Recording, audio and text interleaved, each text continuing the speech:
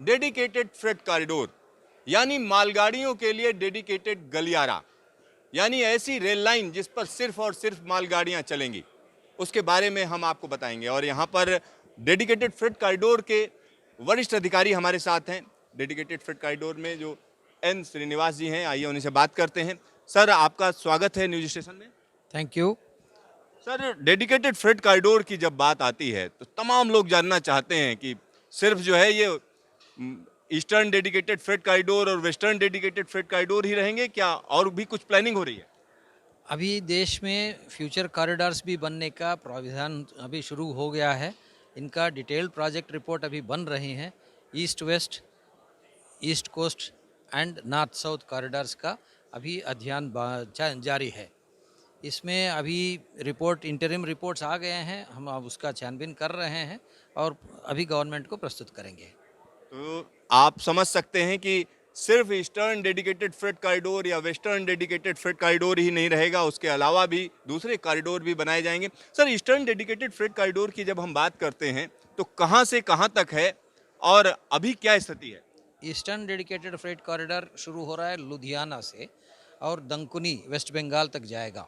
तो अभी लुधियाना से दादरी और दादरी खुर्जा, खुर्जा से भावपुर, भावपुर टू दीनदयाल उपाध्याय, फिर सोननगर, सोननगर डंकुनी का 500 किलोमीटर्स का अप्रॉक्सीमेटली ये जो फ्रेट कॉरिडोर है, ये पीपीपी के माध्यम में होगा। सर, जो पीपीपी मोड की बात की जा रही है सोननगर और दानकुनी में, तो अभी क्या स्टेटस है, क्या क्या चीज़ें हो चुकी हैं?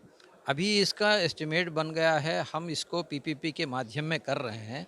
इसका आरएफपी बनेगा, बहुत कम दिनों में ये आरएफपी निकलेगा। इसका मुख्य ये है कि ये हम लोग नया मॉडल ऑफ कंस्ट्रक्शन में ला रहे हैं कि जो कॉन्ट्रैक्टर इसको मिलेगा, जो कॉन्ट्रैक्टर को ये मिलेगा, वो बनाएंगे और मेंटेनेंस भी करेंगे इसका 30 साल तक। तो ये नया सिस्टम है। अभी अभी हमको अप्रूवल मिला है, तो इसका आरएफपी हम लोग करने जा रहे हैं। सर, मतलब जो बनाने की कॉस्ट है वो भी कंपनियां बियर करेंगी, साथ ही साथ उसमें 30 साल तक चलाएंगी, जो उनको फ़ायदा होगा वो अपने पास रखेंगी, आप लोगों से भी शेयर करेंगी? नहीं, इसका सिस्टम ये ऐसा है कि जैसा 5 साल में ये बनाना है, ये 5 साल में हम लोग इनको कंस्ट्रक्शन सपोर्ट देंगे और उसके बाद जो सिस्टम मेंटेन करेंगे, ये मेंटेनेंस के साथ अवेलेबिलिटी पेमेंट्स के हिसाब से देंगे। मतलब जो रेल सिस्टम मेंटेन करेगा, वो दिन में कितना घंटा मेंटेन करना है वो प्रिस्क्राइब्ड होता है। उस मेंटेनेंस के हिसाब से उनको पैसा मिलता है, ताकि ये मेंटेन करेंगे अपना स्टैंडर्ड जो हम सेट करते हैं, तो वो मेंटेन करने का पैसा मिलता है और उसका कंस्ट्रक्शन कास्ट भी रिकवर हो जाता है। सर, ये तो बात हो गई दानकुनी और सोननगर की। अगर हम बात करें ईडीएफसी के बाकी सेक्शन की, जैसे खुर्जा से भाऊपुर के बीच में आप लोगों ने शुरू कर दिया, भाऊपुर के आगे वाला जो हिस्सा है उसकी स्थिति क्या है? भावपुर से लेके दीनदयाल उपाध्याय नगर तक हमारी काम तेज़ी से आगे बढ़ रहा है और उम्मीद है कि हम जून तक उसको ख़त्म कर देंगे और लागू करेंगे। तो हमारा उम्मीद है कि इस साल में 2022 में हम इसको पूरा करके हमारा पूरा डेडिकेटेड फ्रेट कॉरिडोर का काम शुरू कर सकते हैं। मतलब ईस्टर्न डेडिकेटेड फ्रेट कॉरिडोर जून 2022 तक कमीशन हो जाएगा, ये कह सकते हैं? जून 22,200 मतलब 22 के तक हम कोशिश कर रहे हैं। थोड़ा बहुत ये कोरोना ये इसके वजह से थोड़ा स्लिपेजेस हुए हैं, तो हम सोचते हैं कि ये फाइनेंशियल ईयर में 22-23 में हम लोग ये काम ख़त्म कर देंगे। सर, एक और चीज़ बनती है कि अगर हम बात करें यहाँ से खुर्जा से लुधियाना वाला जो रूट है, उस पर भी जोर शोर से आप लोग काम कर रहे हो, तो कब तक उसके कंप्लीट होने के चांस हैं? हम लोग कोशिश कर रहे हैं कि जून 22 तक ट्रैक पूरा बिछ जाए, पूरा आ जाए और सिस्टम्स का काम भी चालू है। तो may be in another 3-4 months, तो जून से लेकर दिसंबर से पहले हम उसको कोशिश करेंगे कि कमीशन कर दें। सर, एक और जो रूट है जिस पर काम चल रहा है, रेवाड़ी से दादरी के बीच में, और वहाँ पर मैं गया भी, तो जिस तरीके से पटरी आप लोग बिछा रहे हो रोज। वाला टनल में गए थे, सोना वाला टनल पे गए थे, हाँ हाँ सर, मैं गया था। देखा ना कितना बड़ा काम है वहाँ पर। तो सर, उसको कब तक कंप्लीट करेंगे? जून। उसका भी टारगेट जून है। सर, जिस तरीके से आप लोग इस समय काम कर रहे हैं, इसमें क्या लगता है कि आने वाले दिनों में डेडिकेटेड फ्रेट कॉरिडोर किस तरीके का कंट्रीब्यूशन करेगा? देखिए, ये मैं पहले से बोल रहा हूँ, ये मैराथन रेस चल रहा है।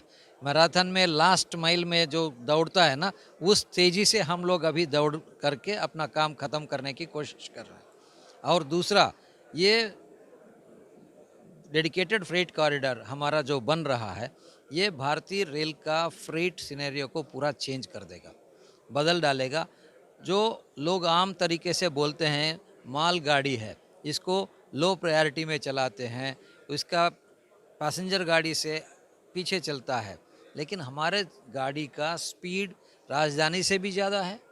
हमारा गाड़ी का जो चलने का रिलायबिलिटी है, पंक्चुअलिटी है, ये सब देने से कस्टमर चार्टर जो हम दे रहे हैं, transit assurance first time Indian railways ने दिया है, वो भारतीय डेडिकेटेड फ्रेट कॉरिडोर का परफॉर्मेंस लेते ही वो ट्रांसिट एश्योरेंस दिया गया। एक्जिम कार्गो को अगस्त 15 से जो भारतीय रेल ने अनाउंस किया है कि ट्रांसिट एश्योरेंस है, वो हमारे परफॉर्मेंस के हिसाब से ही दिया गया है। क्योंकि अभी हमारे यहाँ से जो भी गाड़ी चल रहा है, वो इतना नियमित टाइम पे चल रहा है कि एक एश्योरेंस आ गया अपने आप, तो वो ट्रांसिट एश्योरेंस सिस्टम आ गया है और भी बढ़ेगा।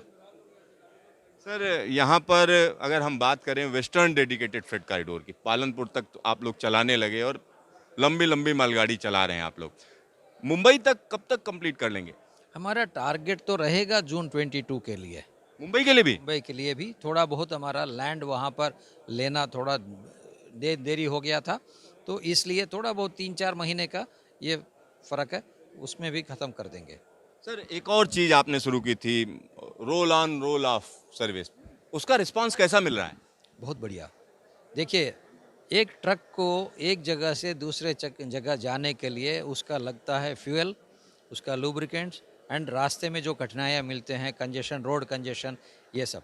हम लोग ये बोल रहे हैं कि आप हमारे ऊपर लिफ्ट ले लो, हम लिफ्ट दे देंगे। ये रोड में जो बोलते हैं ना लिफ्ट दे देंगे, तो हम लिफ्ट दे रहे हैं रोड व्हीकल को हमारे गाड़ी के ऊपर, तो उसका फ्यूल तो ख़त्म और हमारा जितना फ्यूल एफिशिएंसी है वो सब रोड को मिल रहा है। तो रोड में जो कास्ट लगता है, ऑपरेशनल कास्ट है, उससे भी कम टैरिफ में हम चला रहे हैं, तो इसके लिए बहुत बढ़िया हमको ये आदर मिल रहा है। और there is a huge demand, इतना डिमांड मिल रहा है कि हम लोगों को बोल रहा है कि आप जितना गाड़ी चलाना है उतना गाड़ी चला दो। अभी नया नया जगह पे श्री माधवपुर से, किशनगढ़ से, बंगुरग्राम से, सब जगह पे हमको रिक्वेस्ट आ रहा है कि आप यहाँ से चलाइए। वो industrial area of Gujarat, Morbi area के लिए रॉ मटेरियल्स जो जा रहे हैं, वो सब जाने के लिए यहीं से रास्ता बनता है और ये ट्रक्स हमारे ऊपर जाना चाहते हैं क्योंकि इनके पास वो बचत मिलता है। एंड ये देश की भलाई का है कि फ्यूल एफिशिएंसी, फ्यूल कंजम्पशन भी कम हो जाता है, तो हमारा भी इंपोर्ट बिल कम हो जाता है। सर, एक आखिरी सवाल, अगर एनवायरनमेंट की बात करें तो तमाम लोगों का कहना है कि जब ट्रक इस पर चलेंगे तो कहीं ना कहीं फ़ायदा एनवायरनमेंट को होगा, और अगर डेडिकेटेड फ्रेट कॉरिडोर है तो उससे हर तरीके के फ़ायदे हैं। तो एनवायरनमेंट के मामले में अगर हम देखें तो और क्या क्या कदम उठा रहे हैं? ये तो सीधा सीधा फ़ायदा हो गया, एक हो गया इतनी बड़ी कंपनी है, तो आप लोग पर्यावरण के लिए क्या कर रहे हैं? अभी देखिए, ये पूरा dedicated freight corridor is electrified territory. जैसे इलेक्ट्रिफाइड टेरिटरी आ गया है, हमारा इन 30 इयर्स एक्सपेक्टेशन है कि 450 million turns of carbon dioxide is saved, तो हमारा डायरेक्ट कंट्रीब्यूशन है। इसके बाद ये जो रोल ऑन रोल ऑफ है, रोड रेलर्स जो हम लोग इनोवेटिव तरीके से जो माल गाड़ी चलाते हैं, इसके वजह से it is double that of what is expected. So we are looking at a 1 billion tons of carbon dioxide saving in the life of this project. Sir, It's a significant achievement as far as this is concerned. Sir आपका ढेर सारा धन्यवाद news station से बातचीत के लिए। Thank you, धन्यवाद। तो यहाँ पर आप समझ सकते हैं डेडिकेटेड फ्रेट कॉरिडोर के टारगेट सेट कर दिए गए हैं और जून 2022 तक एक बड़ा हिस्सा पूरे किए जाने की कोशिश की जा रही है। तो आने वाले दिनों में हम कह सकते हैं कि जब धड़ल्ले से मालगाड़ियाँ चलेंगी और ख़ासतौर पर रोल ऑन रोल ऑफ की अगर हम बात करते हैं तो ज़बरदस्त रिस्पांस मिल रहा है, ऐसा डेडिकेटेड फ्रेट कॉरिडोर के अधिकारियों का कहना है। तो कहीं ना कहीं इसमें एनवायरनमेंट फ्रेंडली भी मामला है, साथ ही साथ हम कह सकते हैं इकोनॉमी के लिए भी काफ़ी अच्छा है। कैमरामैन DK शर्मा के साथ सिद्धार्थ, न्यूज स्टेशन, दिल्ली।